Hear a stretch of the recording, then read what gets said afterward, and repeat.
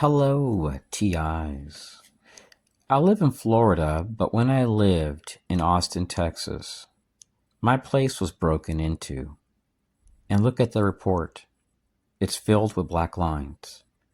And if they would have caught the person that did it, they would have only charged them with criminal trespass versus burglary. So I started getting harassed every single day when I bought groceries. And these people would come in and buy the same things as me, the exact same products. They'd walk up to me and whistle in my ear and harass me for years, for 5 years, every day. And my report is restricted. Then I went to police over an issue at the hospital. I was going to a cancer specialist. And my doctor told me that a lady from the local FBI field office had came in there, flashed a badge. Well, what's interesting is that this lady was showing up at all my doctor's appointments and even showing up upon arrival to the Tarleton Law Library. And when I went to police, they gave me this. This is my report. And I even have video footage that day when I went to the local FBI field office. I was wearing my DVR camera sunglasses. I had them clipped onto my shirt. I had taken them off, and it was recording discreetly. And it shows her exiting the office. When I had moved from New Mexico to move to Austin, Texas, I was immediately targeted by a group called the Citizens Corps program. And I ended up going to my doctor named Mamatha Bolanini. I started developing anxiety, stress hives throughout my body, and high blood pressure. And I hired a private investigator, and he's the one that found out that I was being targeted by Citizens Corps, and I shared with her the report. And she gave me a medical report. Months later, I asked for my files, and it shows what she put on there. That I shared with her a private investigative report from my PI stating that he had proof that I was being targeted by the Citizens Corps programs, and that he talked to his old boss, and then his boss said that my matter is civil. So I later found out that she was actually a Citizens Corps partner and tied to the Medical Reserve Corps. And the Environmental Commission listed as a Citizens Corps partner. So one day I arrived there, and this lady that worked at a local office for the feds shows up. And my files were changed. So I contacted the state medical board because I had files stating that I had been harassed by the Citizens Corps programs and that I was there to get help with my anxiety. So she gave me anxiety medication because I was a nervous wreck. And then later she changed the files, and I have proof. So the state medical board told me it's all up to her. So I relocate here to the state of Florida, and I start getting harassed by elderly veterans, people tied to the Block Watch group, Sheriff Association partners here in Florida, hordes of Jewish people, mind-blowing amounts of women just harassing me. And then when I started running people's tags, I started noticing that no information was coming up. I knew that something wasn't right. So I got people's VIN numbers, and if they weren't around, I would zoom in inside of the car to see if I seen like a lanyard, a tag, anything that would help me to identify who these people belonged to. And sometimes they made mistakes. And when they did, I would go through their trash in the middle of the night. I never got caught doing this. And that helped me to find out sometimes these people's affiliations. If you're a targeted individual, I encourage you guys never to live close to the FBI or an Army facility, any DoD facility, even though their employees are they're mostly good people. The truth is that when you're targeted, you're pretty much like a commodity, and that helps these agencies get more money. And since they know that you're nonviolent, you're asking for help, you've gone to Congress, the FBI, CIA, DHS, state government, city meetings, they see that makes you the perfect target because they know you're not going to do nothing. And since they utilize psychological operations, And cops have to conceal this due to state laws. In every state, they keep doing it as a way to push you over the edge. See, they want a reaction. See, in Texas, I dealt with the CIA, and I had left Northwest Florida. I had left Albuquerque, New Mexico, went to Texas, and I had reached out to a relative. He's deceased.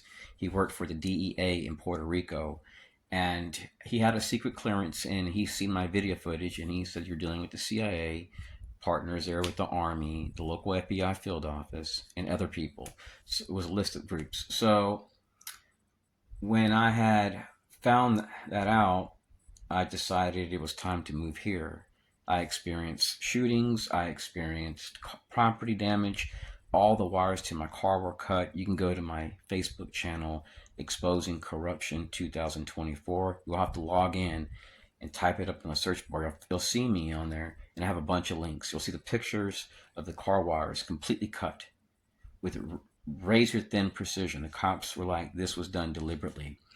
So I had reached a point where I couldn't even go to school or eat a meal without being harassed, and moved here.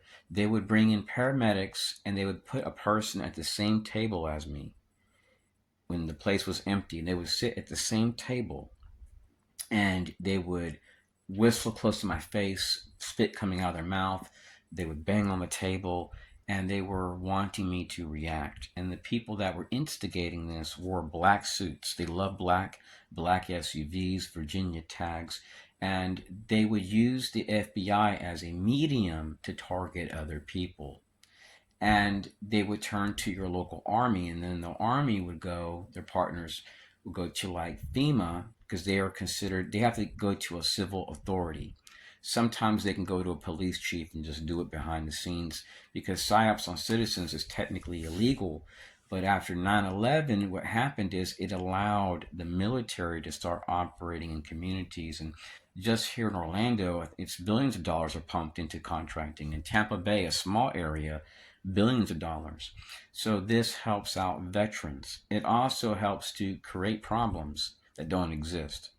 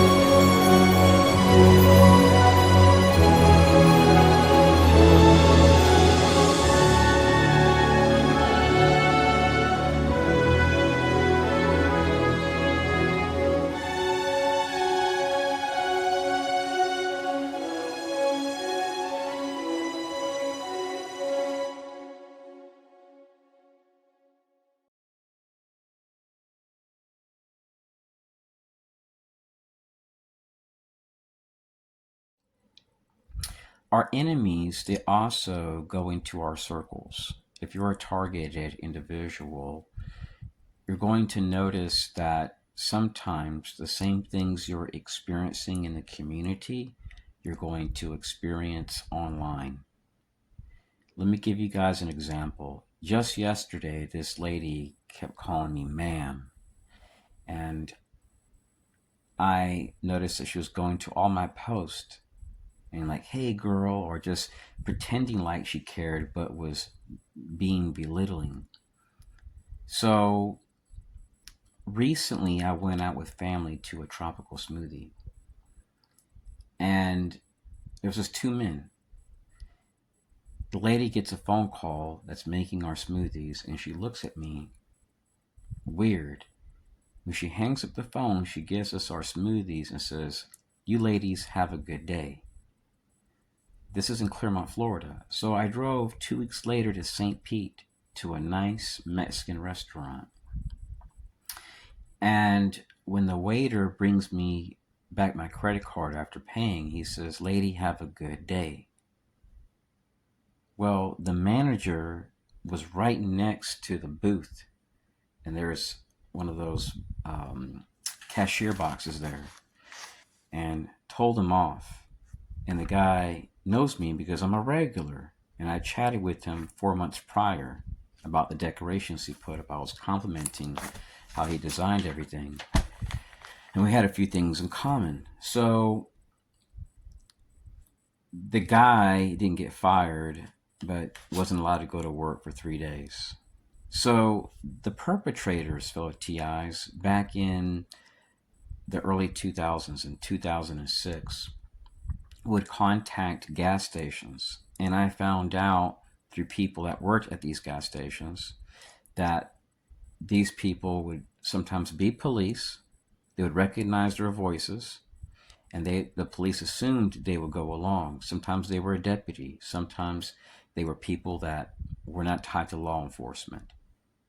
And what they would do was these perpetrators would try to utilize people in positions of trust to leave my food not cooked or cold, to scream something derogatory towards me like spick, or they may say, "Hey, Megan alert," and say my full name when I'm not a registered sex offender. And they would slander me. And their hope was back then in 2006 that I would attack one of these people, but I'm a nonviolent person. But that was their intentions. So when I moved here to Central Florida, I started going biking a lot past this town called Groveland, Florida, on the Van Fleet Trail. And I would stop at a racetrack gas station. It's the only one in Groveland, Florida. And what was really weird is that many times the area would resemble an active shooter scene. I would see these people positioned nearby the exits, nearby the gas pumps on the side, in different maneuvers that they made indicated that they had defensive driving training. And when I would go there, they would send in a kid, and the kid would walk up to me and go, "Psst," or they would ram their shoulders into me and go, boom, and say, "I'm sorry." Or when I would exit, somebody would spit literally an inch or two from my shoes. So one day I go out there to eat with my family at a Mexican restaurant right next door to the city hall. And the person that brings my plate whistles over my plate. And a group of people came in, they all turned and whistled one time. The next day, this same waiter quit his job. He worked there for one day, and I go walking in a remote area, and I see him park his car, and he walks up to me and he whistles and comes to a complete stop. So I recorded everything, and my car also records. It has a car dash cam. It shows when he pulled up, and it shows his tag from the back. So what the perpetrators do sometimes that are involved in black ops is that they'll apply at certain places and then quit. You may find out later on, years later, when you run their information, that that same year they were working for a black ops group. You may notice this in 2003, 2009. These are extreme cases of targeting. and this is not typical for all targets. So what the perpetrators do is they want you to be in a state of fear. Bear with me one moment. I have a few things that I wanted to share with you guys. So if you're in a situation where you're experiencing death threats like I've shared in the past, you may want to look at getting a gun. And if you don't want to get one registered under your name, get yourself an antique firearm. You don't have to register it. And in many states, even people that made a mistake a long time ago can have them. Just make sure that you don't carry, conceal, and if you have a bike, that you're legally allowed to put it in the basket in a case that's locked. Don't leave it unattended. Um, you may not be allowed to even have it loaded while you're biking. I don't know. You'll have to do your own research. I know one TI that experienced death threats for whistleblowing, and he carries a bunch of not shurikens. It's nails, long construction nails, about 7 inches long, and he carries 25 every single day, wrapped up in green thread. And while he's Christian, he always says that he's into like this ecumenical type stuff, and he carries a Thor hammer for banishing rituals supposedly, and he puts it in a bag, or sometimes he'll have it nearby his arm. He has this little strap, and one time he was biking late. His car was getting worked on, and police questioned him why he was out there. He didn't know that that area was closed at a certain time. He was biking home from work, and he got searched, and they couldn't do nothing to him because he said it wasn't a weapon; it was a religious artifact. So, since the back of the nail was intact, and they seen there was carvings for Thor, he was able just to walk away. So he's able to protect himself at all times. The guy can throw these things anywhere within 30 feet. You're gonna get poked, and he's pretty accurate. I trained him. So I do not carry weapons because I'm allergic to many different types of like nickel and brass and stuff like that, and I get hives. So my thing is nonviolence. Also, if you're a targeted individual that's needing to get therapy and you've noticed your medical records being altered when they're confronted by an agent, one thing you may want to do is look at therapists in countries where you may potentially seek political asylum. Like in my case, I've looked at China and Russia. So just go online and use an AI program like DeepSeek AI or Copilot and say, give me a list of psychologists or counselors which are registered with the city. You want to get people that are legitimate, that have a track record, good reviews, and just say, give me a listing of ones that can speak English. And you'll most likely get better rates too. And what this will do is will have you established with the counselor, so that way when you go overseas, that person's already familiar with you. And if you go overseas and anything happens to you, well, maybe they might even have to give that information to police to figure out who killed you. And chances are nobody's going to kill you, but there have been rare cases where some of us have been killed. So that's one reason I'm making this video, is because if I'm ever killed, I want to let people know, first of all, I'll never commit suicide.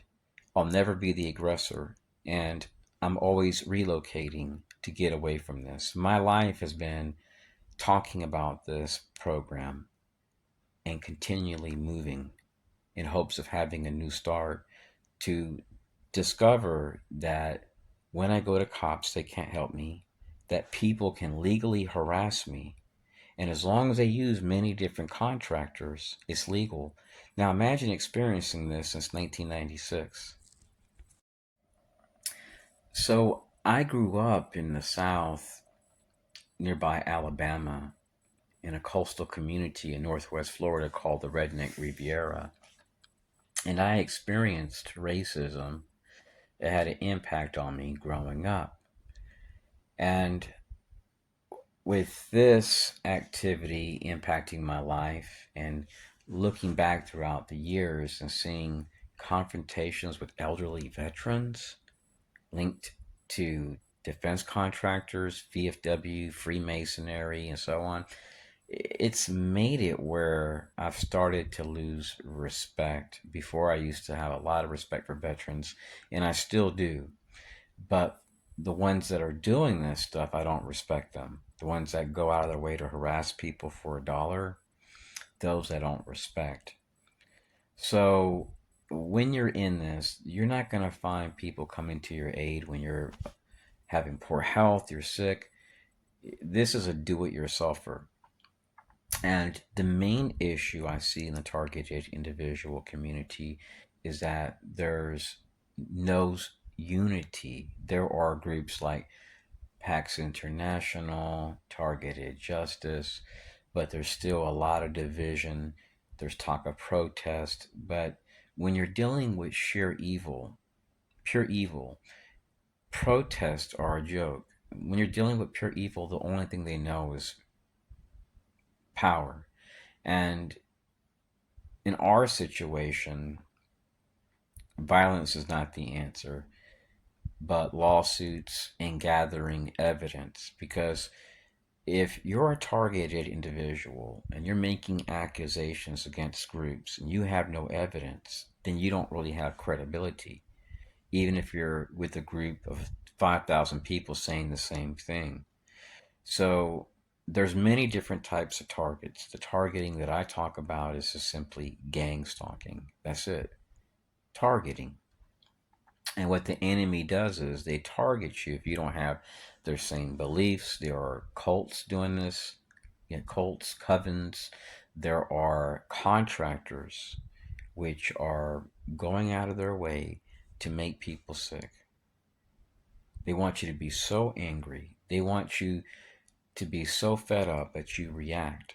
So let me give you an example. I already know that if I go to Aldi's supermarket in Clermont, Florida, chances are I'll be harassed. I've gone there for 7 years. I've never reacted with violence. I just ignore. But I started seeing this pattern that changed up on me, and they'll use different skits. One day I'm walking into Aldi's and I see this guy getting close to my shoulder, and he just whistles one time really loud. My relative didn't really notice. So days later, I go to the H Mart and I see a guy wearing a suit, and he walks up right up to my shoulder and just whistles one time really loud. And I started seeing this pattern, like right when I was coming in, they were doing it.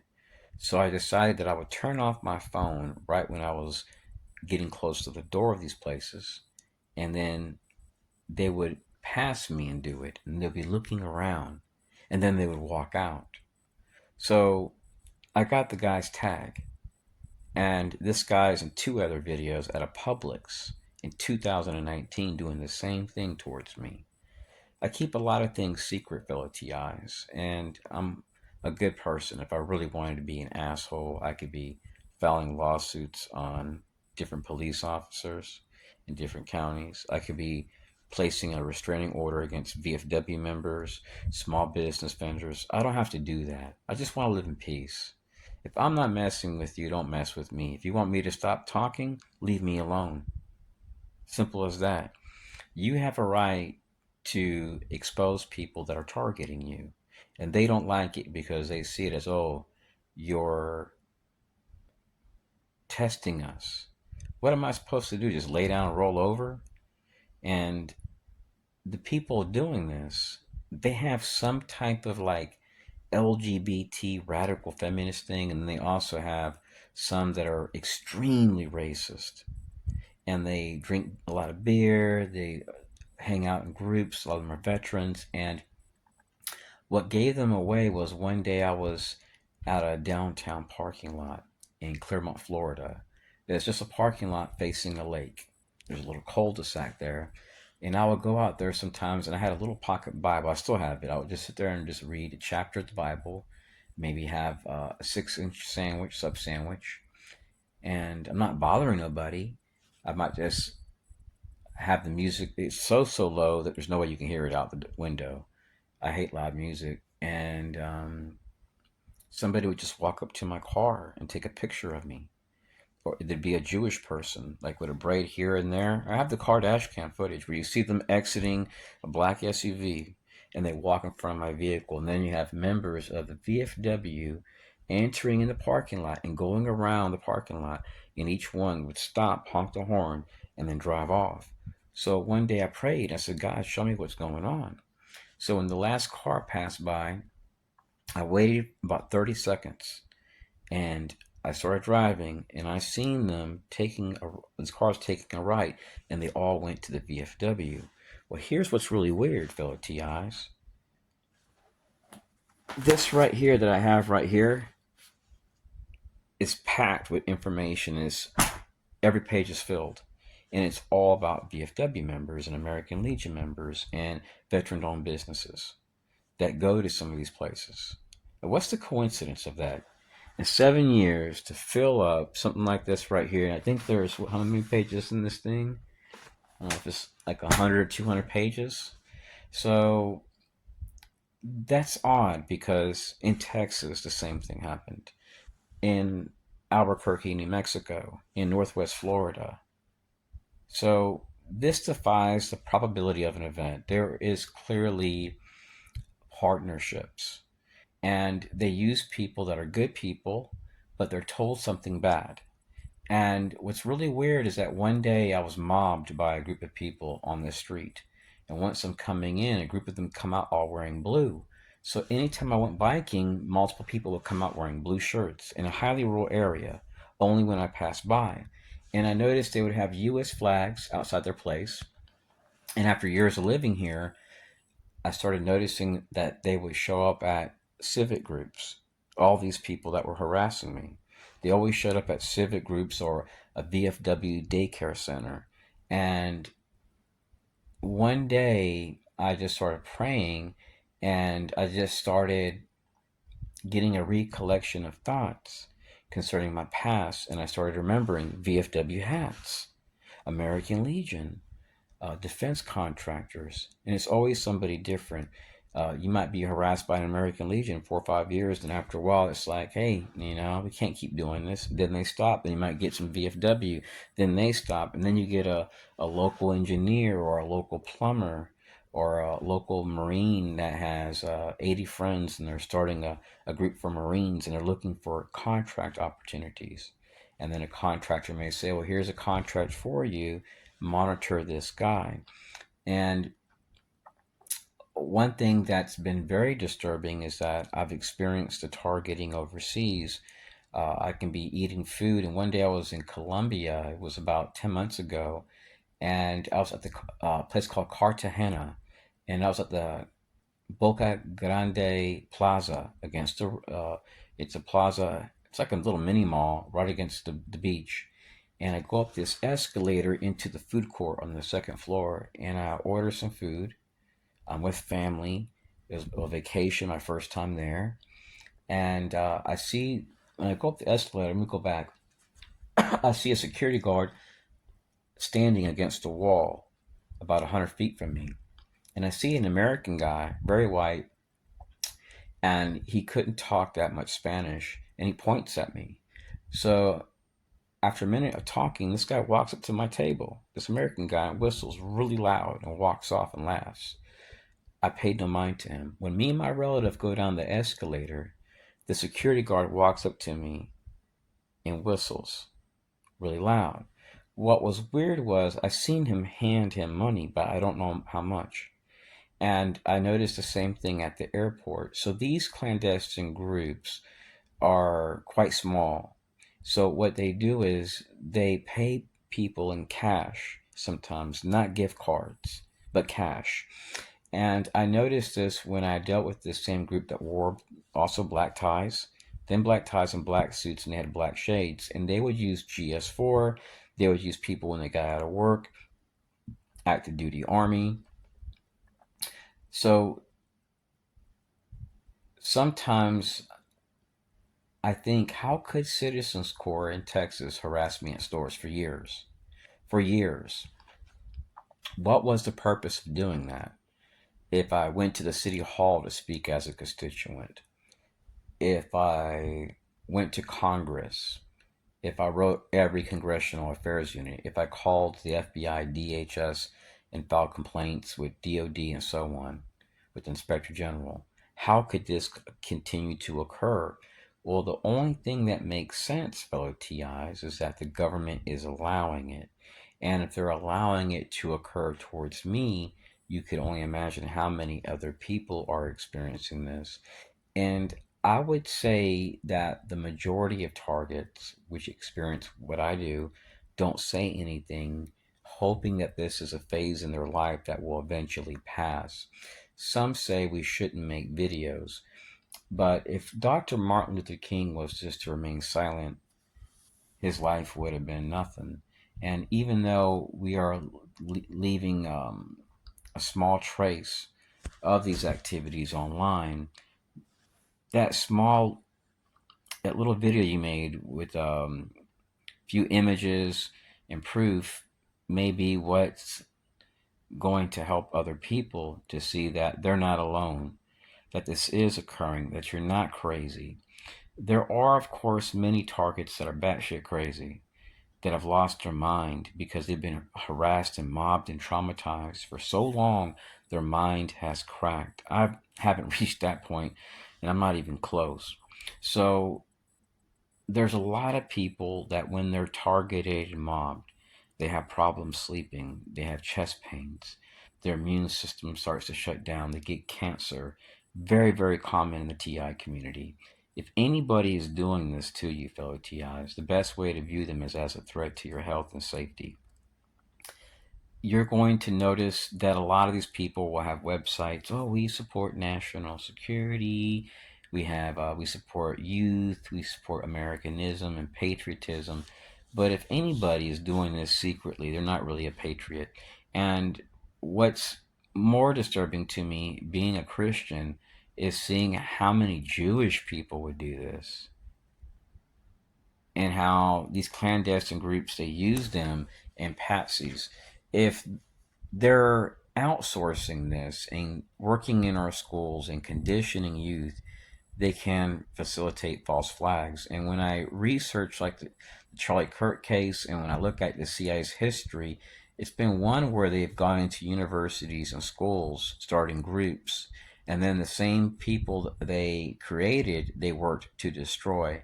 So sometimes what these threats and hazards to our homeland do is they create personalities through traumatizing them. They create biases. It's like in my case, I could give a crap if a woman calls me a dude or queer, whatever. I overlook it because the truth is, fellow TIs, is these people really wanted to kill me, they can kill me. And if I really wanted to hurt them, they probably wouldn't make it far.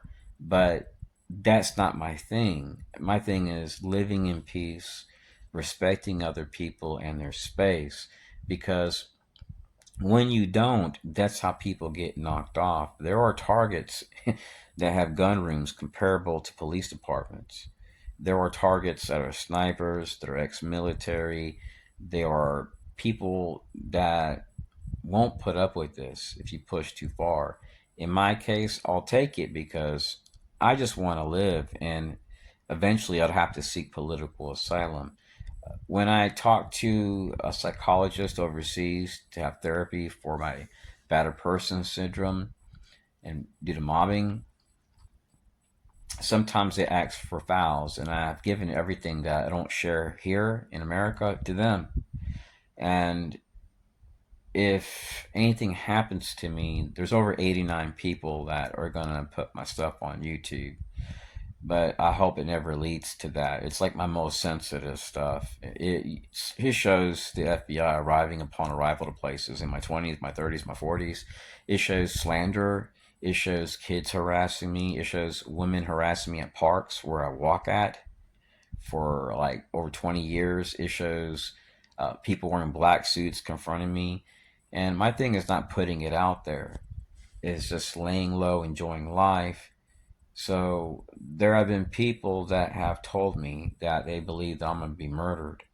And I've had already a few people tell me that it's going to happen. They explained how it would happen. It's really weird how multiple people have had this similar dream. Maybe they're perps. I don't know. Most likely that's the case. So don't believe what people tell you always, fellow TIs. My faith is in God. And every day when I go out with a clear conscience because I don't commit any crimes. When it says 35 miles per hour on the road, I'm going 34. I respect cops. I respect people. I don't steal from people. I don't use drugs. I don't commit crimes. So when I wake up with a clear conscience. I know that if I died right now, that I'll go straight to heaven, that I won't be here. So when you have that type of mindset, when you have a clear conscience, you don't have to worry about anything, even if you're entrapped, even if you're set up, even if they slander you, because you know the truth. And no matter what you do to show these people that you're not the person these clandestine punks are saying you are, it doesn't matter. It's not going to change their opinion. They're not going to help you. And if you go to these things like coffee and a cop, don't be surprised if you see Jewish people and the same people harassing you there. I've seen that in Texas, and I recorded it. And you've seen the braid here and the little round hat. Now, God bless those people. Some of them that are into that view us as goyim or like garbage. Those types I don't respect, but the ones that are open to respecting me, I'm open to respecting them, and even being friends with them. I don't hate Jewish people at all. I just don't like people, it doesn't matter what race, that feel that they can just trample on my rights. Anyways, that's it. Peace.